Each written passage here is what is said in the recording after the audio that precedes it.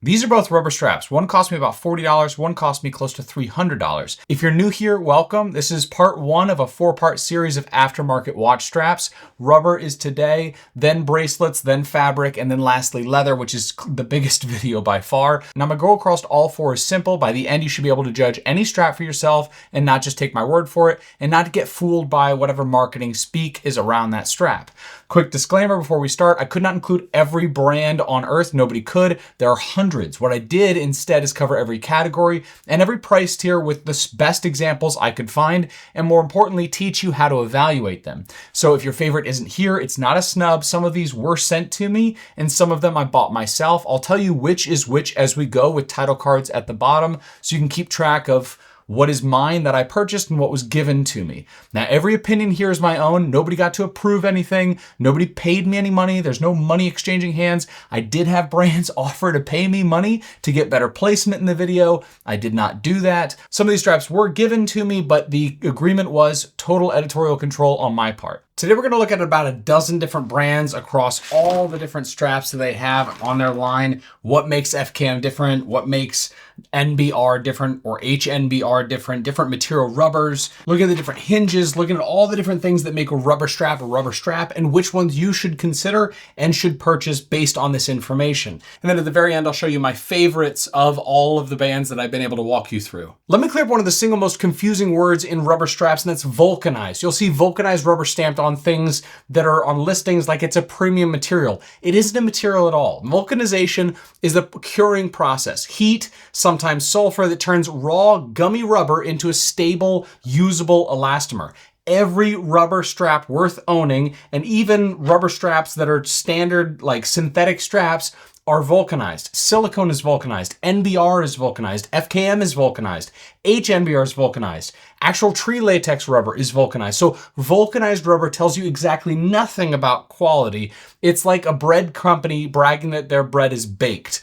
The question isn't whether or not it's been vulcanized. The question is which rubber got vulcanized. So there's basically 6 answers. Now, first is real tree latex rubber. It's latex tapped from a rubber tree. It's cured with sulfur, and it's what the original 1960s dive and Tropic straps were made out of. It has a genuinely great snap and stretch and a deep color. But here's what I'm going to say plainly, because the whole industry is fuzzy about it. Almost no one uses actual natural rubber anymore. It has real downsides. It degrades from the day it's made as its protective compounds break down. So it hardens and cracks over the years, and it carries a latex allergy risk as well. So few makers use it, but when a modern strap says rubber, the odds that it's genuine tree latex are incredibly low. Typically, when I've seen it's a listing like this on this Hirsch strap, where they directly say that it's made from tree latex-based rubber.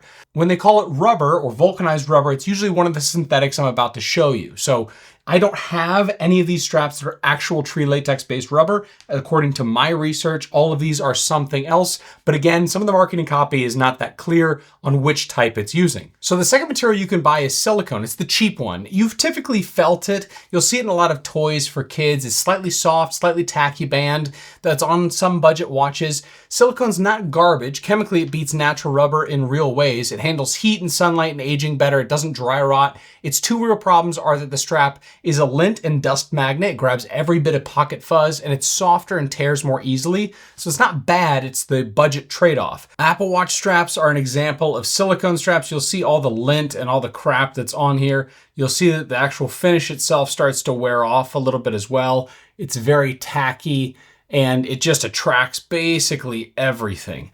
So that is one of the things you'll see a lot on tech products. They'll use silicone for a lot of their different rubber straps as opposed to FKM or whatnot, because silicone frankly is cheaper and there's no need to do anything other than that because people are going to buy the branded strap most of the time. But silicone does have its downsides. It's not crap. I've worn quite a bit and it works, but it's very hard to move around in your wrist. It's very tacky and it weighs less. So if you want to look at the weight of 2 different straps, that can sometimes be a tell of whether or not it's made out of silicone or it's made out of FKM or some of these other ones that we're going to talk about. For number 3, now we're into real synthetics that are used for a lot of watch straps. NBR is what the Italian houses like Bonetto Cinturini use. It's what Isophrane uses, at least as far as I can tell, in its own proprietary form. It's a bit softer and a little more immediately flexible than something like FKM. It resists lint far better than silicone, It handles salt water and sun well. Two things to know. First, a lot of people assume the classic Italian dive straps are natural rubber. They're not. They're NBR from what I can tell. And second, the vanilla myth. People think that the faint vanilla smell means natural tree latex based rubber, and it's the opposite. Vanilla is added in production, and it's on synthetic NBR straps like Bonetto and Isophrane. So smell tells you the maker, not the material. Now, if you smell vanilla, it doesn't necessarily mean it's NBR. However, that's what I've seen most often happen. But some of these brands are not very clear on which chemical composition they're using for their synthetic rubber. Number 4 is HNBR, which is hydrogenated nitrile. This is NBR's tougher sibling. Take NBR, add hydrogen in processing, and you get rubber with better heat resistance, better aging, and better chemical resistance to oils and other chemicals while keeping most of NBR's flexibility. You'll see it on the higher end of sport and dive watch where the maker wants NBR's feel, but they want more durability. If NBR is the good everyday synthetic, HNBR is the upgraded version that costs more to make. So like this right here, the ZuluDiver, this uses HNBR as the material compound. Number 5 is FKM, the premium all-rounder. You'll see this called FKM, FPM, fluoro rubber, fluoroelastomer, and the brand name Viton. The fact that saves you from all this marketing nonsense, those are all the same material. Viton is just a brand of FKM, like Band-Aid is a brand of bandage. If they say fluoroelastomer or some other version of it, it's all FKM. It's a high-performance synthetic, originally built for aerospace and industrial sealing. For a strap, it's close to ideal. It shrugs off heat, sun, and chemicals. It holds its shape, holes don't stretch, and the color stays rich for years. It's the best all-rounder, which is why most of the premium stuff is made out of it. Almost all of these straps I'm showing you today are FKM, and whether they're bought from one brand versus another or the price is different doesn't make a difference on the material that's being used. And then there's number 6, which I'll talk about very briefly, and that's thermoplastic polyurethane, or TPU. This one's a bit different because technically it's a thermoplastic, not a traditional vulcanized rubber. It can be melted and remolded. So you'll see it on some sports and fashion straps. It can be tough and it can take sharp detail in molding, but it tends to be more plasticky than the rubbers that we've talked about so far. So it can be less pleasant against the skin for long-term wear. Not a common thing on premium straps, but it's worth knowing if you see it in any of the marketing. Plus people can 3D print it, so it's become semi-popular for that reason. So that's the real map. Natural rubber, almost no one uses. Silicone at the bottom. NBR and HNBR are the synthetics that a lot of real straps are made of. And FKM is the premium all-rounder, although I would say it and HNBR are doing just as fine as one another. TPU is kind of off to the side. I wouldn't recommend it typically for straps. Now, notice what I didn't say, which is vulcanized rubber. And again, like I said before, that doesn't mean anything, or premium rubber doesn't mean anything. It all depends on the rubber that was primarily used. What are the material components of the rubber used, not some other marketing term that's slapped on top like vulcanized or premium. Knowing what material name is inside these straps tells you a lot about the manufacturer. If they're being honest about what material they use, then there's someone you should consider buying from. If they're not honest about the material that they use, then you should ask them or consider purchasing from someone else. You need to know what the material is inside of this, and if they're not telling you at least that it's HNBR or NBR or FKM, then what else are they not telling you would be my advice. Now this all leads into where does the price actually come from? Now, 2 FKM straps can be either $40 or $250. Same base material, so what are you paying for? These are the 5 things you're paying for. 1, the fit. This is the big one. Cheap strap is universal with a straight cut end that fits almost any watch with the right lug width and leaves a little gap at the case. A premium fitted strap like this one here on the Submariner with a curved end length that's molded to one specific type of watch so it flows seamlessly from the case through the strap with no gap. That fit requires the brand to cut a unique mold for every single watch model that they support. That tooling is expensive, which is why most fitted Submariner straps cost what they do. You're paying for the mold that made your exact watch and the R&D to do that. 2, the clasp and the hardware. A basic strap gives you a tang buckle, which is fine. It gets the job done. Premium straps, though, give you an integrated clasp, either spring fit or otherwise. Now, that doesn't necessarily mean it's immediately more expensive, but that is part of it. Good hardware is real metal. It's machined and finished well. And typically, the more you pay, the better that buckle looks. 3, molding, precision, and finishing. If you pick up a cheap rubber strap and look at the edges and the holes, you'll see a thin or ragged seam. You'll also notice other design choices that are just not very nice. Like this one here has these really large ridges. This is a StrapHabit strap from Amazon. It's a fine strap, but these little details that you think were just kind of half overlooked in the case of going after a specific design is going to be the thing that you lose. Now 4, the grade of the material and the country of manufacturer. High grades of FKM cost more. A strap vulcanized in Switzerland or Italy carries a different cost because of the labor in those areas. One stamped out cheaply overseas is another option. Now this is real, but again, you have to keep that in mind based on how much R&D is in there. Just because it was made overseas doesn't necessarily automatically make it worse. Now 5 is brand, marketing, the support. If something goes wrong, reaching out, the sort of communication you have with these different companies, that is a real thing. Also, there's extras like an RFID chip inside of this strap, which is embedded in here where you can actually pay with the strap, but we'll get into that here in a minute. So here's your cheat sheet for the whole video. When you see a pricey rubber strap, ask, is it fitted to my exact watch? Does it have real hardware or nice hardware? Or does it have a clasp? Is the molding clean? Is the material a premium grade? How much is just the brand? Now for first 3, fit, hardware, finishing, these are all worth paying for. The last 2, the material grade and the brand, are where you're partly paying for a story and a name. So that's your call, whatever you're comfortable with, a brand that you really like.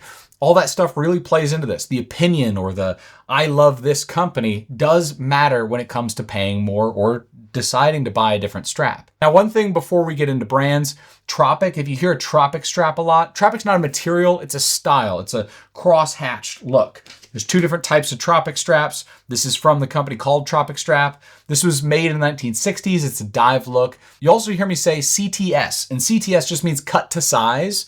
So if you hear a strap that says CTS or is cut to size, that means you need to size it and cut it down to your specific wrist. This is a very scary process for me personally to do this. I do not enjoy doing CTS straps, but it is something that's very popular because it avoids having extra rubber underneath the other side of the strap, like you see on something like an Artem strap. Also, it's important to note that I am not going to be covering sailcloth in this. I'll cover sailcloth in fabric straps because it's more of a fabric strap in its construction and its aesthetic than it is a rubber strap. Now, let's go ahead and go through the brands. So Zealand here, they got a magnetic closure. It's got a warranty card inside it, which is a nice little added touch, a nice little microfiber cloth. So if you wanted one of those, this is their CTS or cut to size strap we talked about earlier. It's pre-curved, which I appreciated. And then they have obviously fitted straps, and this is a single pass strap. So if you wanted something that's like a NATO, but is made out of rubber, that's something they do as well. It's nice and pliable and stretchy, which is a nice added benefit. One of the cool things they did here is the second keeper actually has a notch, I'll show you a little bit later, that holds it in place. The CTS strap I cut to size here with the speed timer, the Seiko speed timer. I loved that this had so many different micro adjust points, so it meant that I could get a good fit, and it made the CTS cutting or the cutting of the rubber a little less stressful, so it made it have a nice fit. Here's the single pass strap. The placement of the watch head on the strap does matter. You can see that it's flexible, but because the placement is closer, you actually can see more of the strap near the head of the watch. I changed the placement and now it looks a lot better. Single pass strap is great for a lot of different reasons if you want something like that. Now here I show you the keeper. This keeper here on the second side actually holds into the bottom part of that strap. There's a little notch it's sitting in, which is fantastic. Little notch holding the first keeper. And all those little adjustments are things you don't always see. And I saw, frankly, only from Zealand on an FKM strap, and I really appreciated that. Really great build quality. One of the things I didn't like as much, I'll talk about a little bit later, is this little ridge here at the beginning. A little bit bigger there at the top. And it's just a design choice in how it was probably manufactured and how it was designed. And that's something obviously you're gonna see on this strap that's different than some of the other fitted straps. Here's it's fitted for the Longines Hydro Conquest. Great fit, good looking strap. A lot of good things I have to say about Zealand, and obviously that little keeper, fitted keeper, is a great feature. Rubber Bee is another strap company that people are probably familiar with. Nice packaging. This is their connected strap. It means that it's got an NFC chip built in where you can actually pay for things with that strap. You sign up with the One OS app here, you scan the NFC chip, you register. It's basically a preloaded card that you load money onto and then you pay with the money that's loaded onto that card. Really interesting idea and really neat. I don't know how often I'd use it, but it's cool. This is also slightly cut to size on only one side. I'm using a knife, which I changed later to scissors. Definitely use scissors, not a knife. And then you load it into a built clasp or one of your own clasps. And then you can see here, it's fitted for my Rolex Explorer 2 using an old clasp, nice integration, a lot of great things here. The construction's fantastic, FKM leather, really nice and supple. Like it's just a good, well-fitting clasp. They did mention that because it's a little stiff, you need to break it in, so wear it tight for a period of time. This is the Dream Strap by Rubber Bee. So a lot of cool things here. You can see these little perforations, these little holes, hexagon holes that give you basically infinite micro adjustability. It's made in Switzerland, so it's an actually Swiss-made strap, which is very unique to them. When I was talking to their company, they were a bunch of engineering nerds, which I really loved. They're really excited about this little like pliability you can see here and the fact that those hexagons spread out that load and disperse the load. So you can get basically a micro adjust type rubber strap, but it can also carry the stress of it being on your wrist, or if anyone pulls on it and it's not going to break the hole or stress it out over time.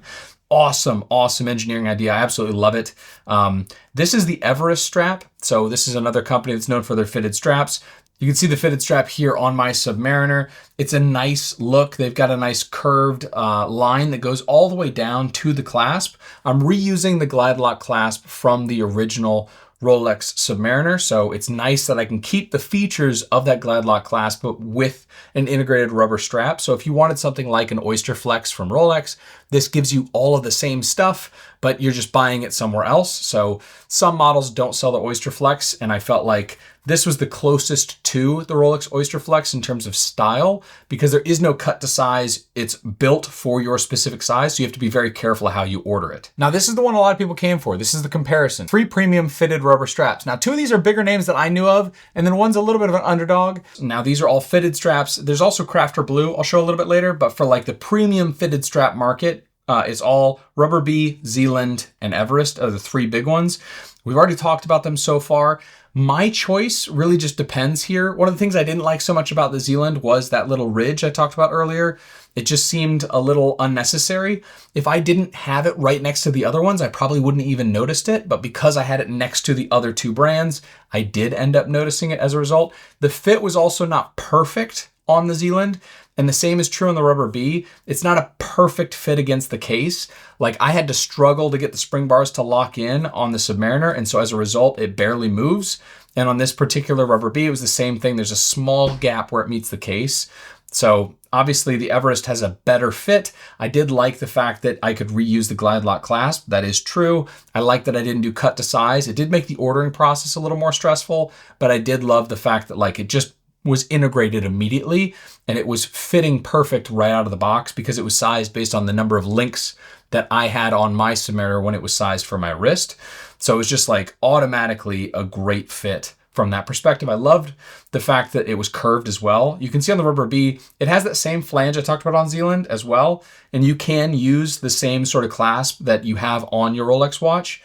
Again, I'm a big fan of the fact that it's made in Switzerland and they were big engineering nerds. The NFC chip built in is something unique to them. So if that's a big thing for you, I think that that would be a reason. So you can see the Everest basically is hugging straight up against that case. And there's no room whatsoever for that strap to wiggle or move whatsoever. And that level of refinement is why I think, for me, the Everest is the best fitted strap that I experienced.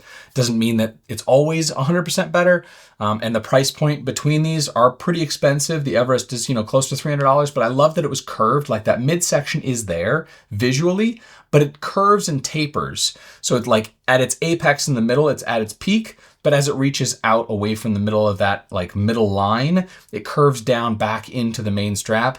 It was just extra refined. Like the mold just felt like they spent a lot of time getting it to feel premium, and it certainly did feel that way. The next one here is Crafter Blue. Now, Crafter Blue is known for their Seiko straps. They have the same ridge down the line. They are a fitted strap, but they use a metal link as opposed to a rubber link, like as it meets the case, which I appreciate from a like engineering and from a operations side. This has a spring adjusted clasp. It only has 2 micro adjust spots, so when you're cutting it to size, you have to be pretty careful about getting it perfect, which I wasn't a huge fan of. That being said, the integration is very well done. The FKM is nice and supple. All these FKM straps feel relatively the same. If it doesn't, I'll let you know, but otherwise, FKM is sort of the same feeling across most of these premium brands. The fit on my wrist is obviously fantastic. Crafter Blue does a lot of great things, but they're really well known for their Seiko integrations, and a lot of Seiko enthusiasts go after Crafter Blue. Here's another Crafter Blue. This was for the Seiko Turtle. I liked it because the keeper was also metal, like the original Seiko Turtle keeper, which is a nice little added touch. And because it carried the same sort of texture that's built into the dial of the Turtle into the strap itself. I haven't been able to find a good strap replacement for the Turtle until this strap. It's just one of those watches that I feel like requires a very particular strap for it to work correctly. I also love the fact that on the tang buckle that it was so wide because it disperses the load, I feel like, a lot better. So big fan of that. This is Bonetto Cinturini. They make a rubber strap, so they're one of the heritage brands that makes a, old style vulcanized rubber strap. So it smells like vanilla when you open the packaging. You have to cut it to size as well. You take out each of these plugs that basically separate each of them. Once you get everything fitted, it looks great on the wrist. Like all rubber straps, that faint vanilla smell is actually quite pleasing to me. I'm a big fan of that. And I liked the general integration of this. For the price point, I think this is a fantastic, true vulcanized rubber strap. So if you're interested in the texture, the look, or if you want something like FKM, go that route. But for a more heritage brand and a cut to size with a clasp that came with this band at its price point, like it just does a lot of really good things compared to some of the other rubber straps we'll talk about, which are substantially more expensive. So a lot of great things from this brand, and I'm glad I didn't know about them until I started making this video. Be careful when you do cut to size, because if you cut into a lug hole, then your spring bar is not gonna be stable. I accidentally did that and I had to cut again on a different side, so it's a little tight. This is a original Tropic Strap. This is also vulcanized rubber. It smelled like vanilla when I originally bought it. You can see that this has definitely experienced some wear. I have owned this for years now. I've owned it for probably 3 years. It's the best Tropic Strap that I have had because of the design. I like that while it carries the same aesthetic and the cross hatching, the ridges on the sides, you'll see a competitor a little bit later, and you saw them a little earlier, where the ridges are really thick, and I feel like these are there, but they're refined and small. I also like, just the overall design. I like the fact that you get that flat look of the rubber as it meets the watch. It just feels very 1960s. And I think that, the taper on the strap as well is really aggressive and great. The fit has always been great. I like the diamond pattern through everything. It's just a really nice strap. It's expensive, but it's a nice strap. Isophrane is another true vulcanized rubber strap. It's got a big tang buckle here, really wide there on that end. And the design aesthetic is definitely one of choice. You have to know that this is what you're going for. And there's not many brands that offer the exact same look as Isophrane, but it's a well-made strap, nice and thick, vulcanized rubber again, smells like vanilla. A lot of great things, I think, about this strap. Again, I think for here, it's just about design. I'm not a huge fan of the design, but it is a nice strap if this is something you're going for. I think it really depends on the watch you're going to put it on, and again, what kind of look you're going for. It just shows how much a watch can change its aesthetic based on the strap you put it on. This is Haveston. Haveston has such cool packaging. I had to show it here briefly. They just have this nice little package here where you can see all of the World War II inspiration in the artwork across the entire thing. Like these nice little logos here at the top as you open it up, and every strap looks like this. They sell, I think, prints as well as other things, but their graphics are fantastic. I also love this little detail. This Kilroy was here. If you know what that is, then you know what that is. For me as a World War II nut, I love that that's added on there. They make this camo FKM strap, and I'll talk about them in other strap videos that we do across this series, but really nice strap, different. It's unusual to see an FKM strap that is something other than a solid color. So I like that they were doing something different from that standpoint. And if you want a camo rubber strap, this is a premium FKM strap. It feels great, looks great. It's all about the design aesthetic. And again, especially this compared to the Isophrane on the same Longines Hydro Conquest, you can see that the watch looks entirely different than it did when it was on the prior strap. So really cool look here from Haveston. I'm a big fan of their packaging and their branding and everything, so I like to see that. This right here is a Hirsch strap. Now, I have known about Hirsch for a while. They are an old Austrian company. They're a family business, been doing it for a long time. But this rubber strap is so unique because of how it's built. You can see all these ridges that are cut in the back side here. And so what you have is a strap that's relatively thick in total thickness. But because of all those cuts that are taken out of it, it makes it incredibly supple and incredibly easy to wear. It looks fantastic here on this IWC. I fell in love with this strap and one of their other straps we'll talk about in the leather video, but really loved this. And from any company I reached out to, one of the nicest to work with. So I was a huge fan at the end of this. I also love the buckle on that. Huge fan of Hirsch by the end of the video. This is StrapHabit. This is one of the less expensive or cheaper options you can buy on Amazon. If you're looking for an FKM strap and you're looking for, in this case, a canvas strap I unboxed with it, but here's their FKM strap. You're getting a lot of the things you're going to get from premium brands for a lot less money. Like this is a $50 strap. So if you just want to try an FKM rubber strap, or even if you just don't have the budget for a $100 or $200 strap, there's nothing wrong with this strap other than the fact that some of the minor refinements around the deployment clasp are not the best. The spring bars weren't super, aggressive. And so they felt a little light to me. What that means is the spring itself felt a little underpowered. And so I was worried about it. But it's okay. It's not the best strap in the world, but it gets the job done. This next company here is Helvetus. Now, they're a Swiss company. The strap here is on a Cartier Santos or Santos to Cartier. I used the Cartier buckle again. They did have an option on their leather straps I'll talk about where you can get their buckle, but their buckle I felt like never clicked in properly for me and actually fell off my wrist a couple times. These little clip-in things on the Santos are nice and cool. I did have issues with them pulling out as well, unintentionally on my wrist without them being locked in. So that was something I wasn't a huge fan of. They also have a CTS strap here from Helvetus. You'll notice that there's no branding on the strap whatsoever, which I found unusual, but this is their CTS strap. This is a common strap you're going to see from a lot of different brands. FKM, nice FKM rubber. Obviously, with any of these brands, research based on everything I talked about prior, and you'll get an idea of what you're getting. But the FKM here is solid. The spring adjusted clasp here is great. Okay, so now Delugs. Now Delugs is obviously well known. They've marketed like crazy. They're a Singaporean company that manufactures likely in Vietnam based on what I've been able to research. Nothing wrong with that. And some of the straps that they come out with are truly great. This sailcloth strap, which I'm including in the rubber section because it's basically a rubber strap. I don't think this is made out of anything sailcloth normal related. It's not a canvas and it felt like pure rubber, which is why I'm including it in the rubber section. This has got to be one of my favorite straps that I have worn in the past. It's been dethroned by some of the straps I own now based on this video. But this strap you can see has a lot of wear because I wore it all through Europe.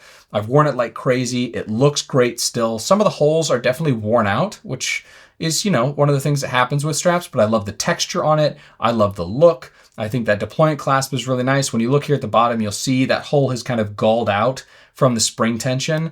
So it is slowly falling apart, but straps have a limited shelf life. I don't know if that because of how thin the rubber is, that's why it's falling apart, or because all straps are going to fall apart like that. But it is something to know that they do have a shelf life to them. They don't last forever. This right here is another strap. This is from Anchor. So Anchor sells a Tropic Strap as well. You'll see no branding on this because they're probably just buying it from a Chinese manufacturer and then drop shipping it through Amazon, which is why it's so cheap. The ridges are the same thickness as they are on the Tropic Strap, but not the same width. And the cross hatching is very different in its aesthetic. Those keepers are really aggressive on their ridges. And so as a result, it seems very aggressive and bold as a Tropic Strap, and the texture is just too noticeable for me that I was not a huge fan of the look of this strap. It's still FKM rubber. It still feels nice. It still gets the job done. And at the price point, I think it's really nice. However, I would suggest spend the extra money and get the Tropic Strap, but it depends what you feel comfortable with.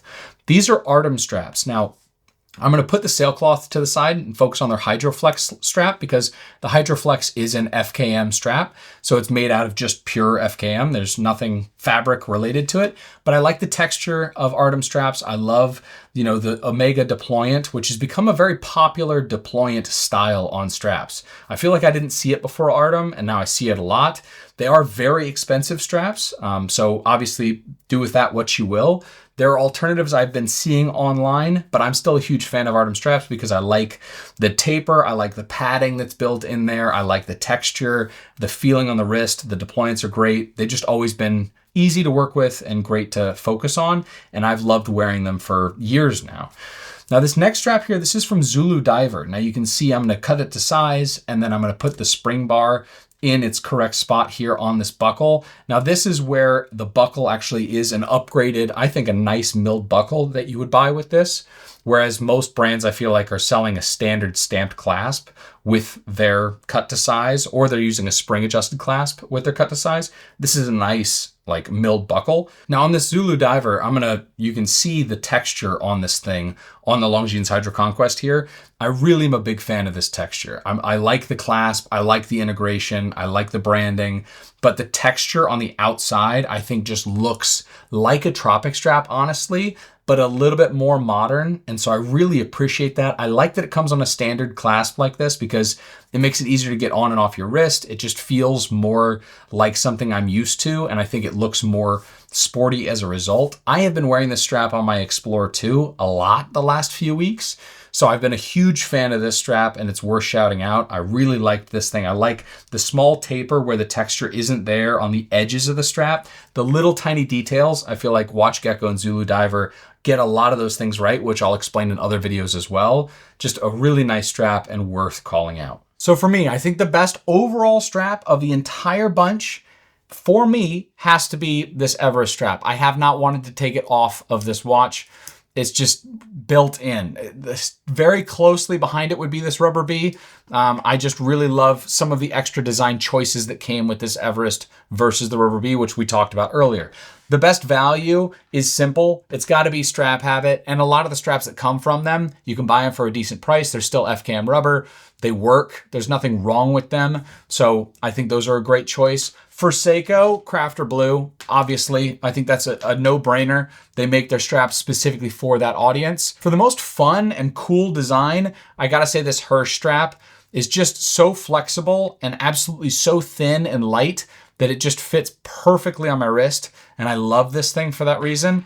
And then the best engineering, because I have to have an engineering element here, is this Dream strap. The concept behind it of being able to have perfect infinite adjustability here for a strap, along with the fact that it still is load bearing. So it's able to stretch and fit and handle any, creases or stretches. It's just a really neat engineering thing. And I just absolutely love that. And I could tell that everyone at Rubber B was just as much of an engineering nerd as me when I was talking to them. So I really do appreciate that element of it as well. So if this video helped, please subscribe. The next video is all about bracelets. And then we're going to go through NATO's, obviously, and then leather, where the quality differences are, where the marketing traps get really deep.